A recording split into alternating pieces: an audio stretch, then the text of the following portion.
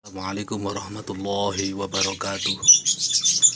Alhamdulillahirabbil alamin wassalatu wassalamu ala nabiyyina Muhammadin wa ala alihi wa ashabihi radhiyallahu taala anhum ajmain. Amma ba'du. Alhamdulillah, puji syukur kehadirat Allah. Hadirin sekalian masih dapat berjumpa dengan kami Gus Ali Al-Mubarak Alwi Al-Hamid. Dan puji syukur kehadirat Allah yang mana pagi hari ini kita masih diberikan pinjaman nyawa oleh Allah dalam keadaan sehat walafiat dan masih diberikan kesempatan untuk menjalani hidup dalam kehidupan yang sesungguhnya fana ini.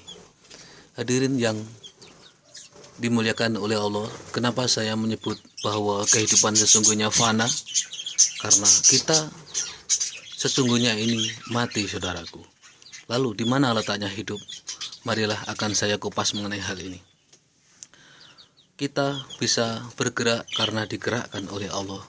Kita bisa bernafas karena dinafaskan oleh Allah. Kita bisa melihat karena dilihatkan oleh Allah. Kita bisa tahu karena diberikan tahu oleh Allah. Kita bisa mengetahui sesuatu karena diberikan ilmu oleh Allah. Lalu di mana keberadaan kita? Peran kita? Karena sesungguhnya berdasarkan ilmu tasawuf, ilmu hakikat para arif billah, bahwa segalanya apa yang terdetik dan terbayang terlintas dalam benak kita adalah kehendak Allah yang Maha Agung. Maka dalam bahasanya, bahasa tasawuf, orang-orang tasawuf mengatakan bahwa sesungguhnya aku tiada, aku fana dan sirna, yang ada hanyalah Allah yang Maha Agung. Itu yang dimaksudkan. Hadirin yang dimuliakan oleh Allah, sebagaimana dulu dalam sejarah pernah dikatakan oleh Syekh Siti Jenar, ditanya, "Wahai Syekh, Anda dipanggil Sunan Ampel." Beliau sebenarnya ingin memberikan pelajaran kepada kita, saudaraku. Beliau mengatakan bahwa aku tiada, karena di dalam hati beliau, di dalam benak beliau, segalanya yang ada hanya Allah. Dia telah tiada karena dia bisa duduk, bisa bernafas, digerakkan, segalanya karena digerakkan dan didudukkan dan dinafaskan oleh Allah. Itu yang dimasukkan oleh Syekh Siti Jenar. Lalu ditanya lagi oleh santri Sunan Ampel, kalau begitu Allah dipanggil Syekh Siti Jenar, Allah dipanggil Kanjeng Sunan Ampel. Beliau juga mengatakan bahwa Allah sekarang tidak ada, yang ada hanyalah Syekh Siti Jenar. Maksudnya apa, wahai saudaraku? Tatkala beliau sudah terbangun, tersadar dari bersilatun ilallah, menyatu dengan Allah, yang bicara adalah nafsu Syekh Siti Jenar, yang bicara adalah dari diri Syekh Siti Jenar itu sendiri, yang berupa af'al, jasad beliau dan pikiran beliau lah yang berbicara. Itulah diri Syekh Siti Jenar. Tatkala diri beliau, pikiran beliau, segala yang dalam unek-unek beliau, bahkan sekeliling apa yang dilihat, yang dipandang lenyap, yang nampak hanyalah Allah, maka beliau mengatakan bahwa Syekh Siti Jenar tidak ada, yang ada hanyalah Allah. Hadirin yang dimuliakan oleh Allah, memang pelajaran tasawuf sangat rumit dan membuat orang hijab, orang awam banyak yang salah persepsi. Untuk ini ilmu tasawuf tidak berkembang. Kenapa, hadirin sekalian? Karena pondasi orang berbeda-beda. Dan ilmu tasawuf kenapa tidak boleh disampaikan di depan orang umum? Karena pondasi orang yang berbeda itu, saudaraku, akan ada yang faham, bahkan ada yang salah persepsi, ada yang meningkat keilmuannya, tapi juga ada yang terjerumus karena mendengarkan ucapan itu, dia salah persepsi. Wahai saudaraku yang dicintai oleh Allah, namun bagaimana jika ilmu itu tidak disampaikan? Bagaimana orang bisa tahu? Saudaraku yang dicintai oleh Allah, Allahumma sholli ala Muhammad. Bahkan ada pepatah, bukan pepatah, namun ini adalah ayat Al-Quran yang berbunyi, "Man la yasil wa la yaroh," kata Allah, aku dekat denganmu, sedekat urat nadimu.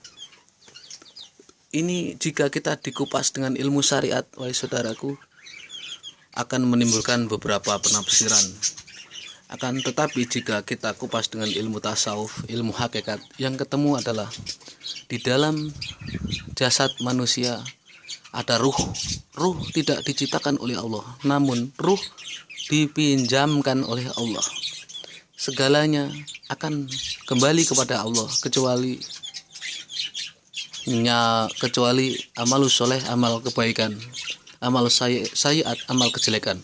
Itu akan kembali ke diri manusia itu sendiri dan akan dimintai pertanggungan jawab oleh Allah di hadapan Qadir Rabbul Jalil, Mahkamah Agung di akhirat. Dan juga min sulalatim min tin, yaitu jasad akan kembali kepada tanah dan akan dimakan oleh belatung. Hadirin yang dimuliakan oleh Allah, di dalam diri manusia ada 4 unsur tanah, air, angin, dan api. Maka tatkala manusia sholat, sebenarnya dia sedang menjalankan 4 unsur itu. Hadirin yang dimuliakan oleh Allah, tatkala manusia sedang duduk tahiyat awal, itu sebenarnya dia sedang menjalankan unsur tanah, karena tanah itu landai, tidak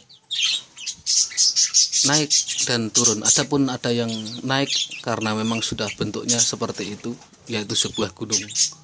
Namun bagaimana yang unsur api, tatkala dia berdiri, maka dia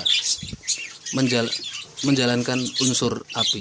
Maka jika orang senantiasa mempunyai emosional yang sangat tinggi, dia tidak segera bersujud, tetap berdiri, maka nafsunya akan semakin meledak-ledak dan tidak menurun. Contoh,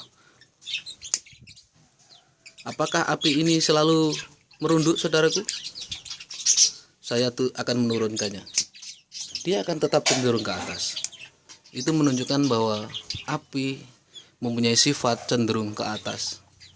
Lalu tatkala manusia dalam keadaan marah, dia dianjurkan untuk bersujud yang lama. Sesungguhnya sujud itu adalah nafsu air. Air cenderung turun ke bawah, tidak naik ke atas. Kalau dia dalam keadaan rukuk, maka dia menjalankan unsur angin. Sesungguhnya dalam diri manusia, di dalam sholat, menjalankan 4 awal penciptaan manusia, yaitu dari tanah, dari air, dari angin, dan dari api. Semoga apa yang saya kupas mengenai makna hakikat mengenai sholat ini dan keterkaitan dengan awal mula kejadian manusia dari unsur-unsurnya, semoga ada bermanfaat. Ada manfaatnya buat saudara-saudaraku. Saudaraku yang dicintai oleh Allah, di dalam diri manusia sesungguhnya ada nur Allah, cahaya Allah, nur ilahiyah, dan nur Muhammad, af'al, yaitu jasad, dan sifatullah.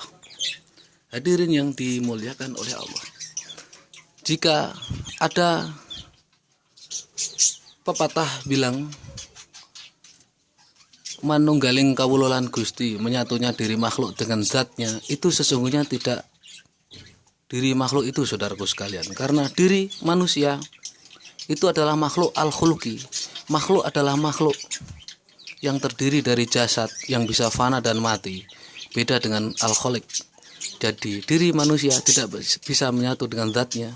Sekali lagi saya bilang bahwa diri manusia tidak bisa menyatu dengan zatullah karena ada jasad atau af'al. Namun jika sifat manusia bisa menyatu dengan sifatullah, seperti Rahman, Rahim, Latif, Qahar, Wahab, Ghani, Fatah, Rozak, dan sebagainya. Dan diri manusia ada nur Muhammad. Rasulullah Muhammad SAW sebelum dilahirkan ke dunia, waktu masih alam jabarut, masih berupa cahaya. Maka manusia yang tidak seperti manusia ya Rasulullah itu. Rasulullah manusia namun tidak layaknya seperti manusia, karena beliau ada campuran, ada tanahnya, ada cahayanya. Beliau seperti cahaya dalam cahaya, dan sedikit Nur Muhammad ditaruh di dalam diri manusia. Maka di dalam diri manusia ada unsur Zatullah, yaitu ruh itu tadi, Nur Muhammad, dari sedikit nur dari Rasulullah Muhammad Shallallahu Alaihi Wasallam, dan jasad af'al, yaitu dari tanah, dan sifatullah. Hadirin yang dimuliakan oleh Allah, sedikit yang saya sampaikan tentang kejadian manusia dari ada unsur Nur Allah, Nur Muhammad, Zatullah, sifatullah. Semoga ada manfaatnya bagi hadirin sekalian. Akhirul kalam, assalamualaikum warahmatullahi wabarakatuh.